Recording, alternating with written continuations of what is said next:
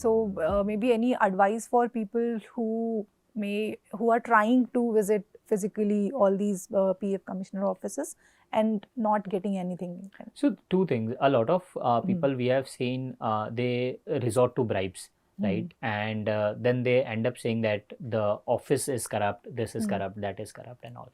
Right? And does it happen? Do they really ask for bribe? Because I have also heard about such cases, but...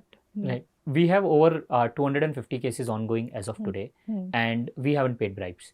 Right? Okay. Bribes come in a situation where there are things wrong in your system. Okay. Right? And you are like, no, please process by ignoring this. Right? So when you want them to do something wrong, you want them to step out of their rule book or out of their SOPs, right? That is when you are asking them to do wrong, and then you are offering them to pay something. So both are wrong. Both are wrong, right? But if you follow their textbook till T, right? If you do everything that is supposed to be done, whether right or wrong, I'm not saying that, all the requirements are justified in you may today's laugh world. at the process, but you have to follow it. But if you follow the process, and there are escalation metrics they have built, right? You can file grievances, you can file RTIs, you can write to the commissioner, right? It's tedious in certain scenarios. So can you tell the step by step that first you have to complain here, then it doesn't happen, then go to this level, then this? Sure. Step one is file everything properly, right? So follow the checklist, right? The information around that is outdated and sometimes not available. In that case, consult an expert, right? For convenience, for expertise, get your thing audited. Ensure that your forms don't have a mistake, right? Ensure that your accounts don't have a mistake, right? So that's the first rule. If that is something wrong, no one in the system can help you, right? Once that is established, right, then file the forms, right, and then wait for 2-3 weeks. So 3 weeks is the minimum TAT for the minimum amount of work that they will do, right? Again, I'm not saying it's good or bad, but that's what usually happens. Suppose that if things don't move, right, you can file grievance, right? Now, the success rate of grievance is very low.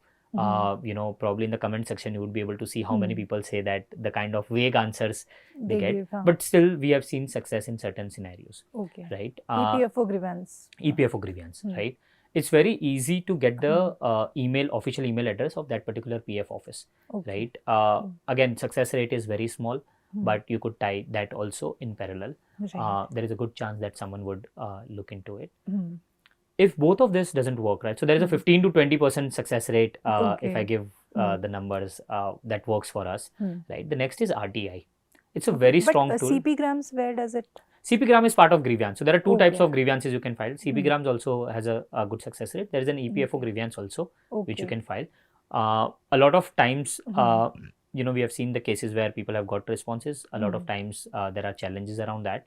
But as I said, 15 to 20% success rate. The problem is if you have filed a grievance once, you can't file it again for a month, right? Which is where a lot of tension creates that, And what is the timeline for you to get the response? I have filed my grievance, but the answer did not come in 1 month. The answer would usually come in 2 to 3 weeks.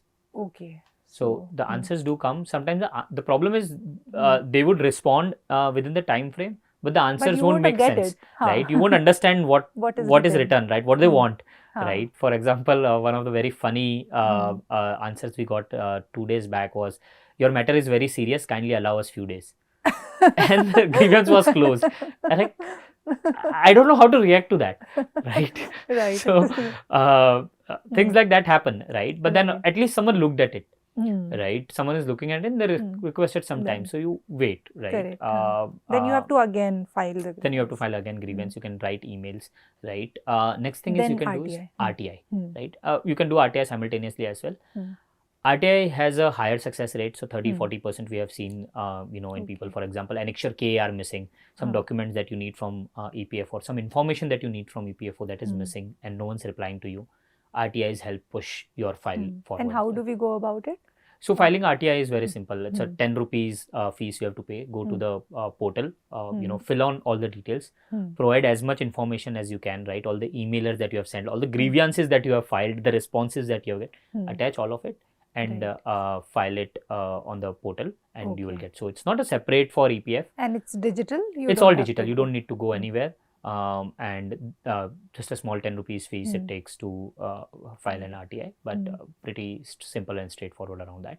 Has a higher success rate. But the next step is visiting EPFO office, right? Which is, the problem is not possible for everyone. So you need to find out which PF office you need to visit.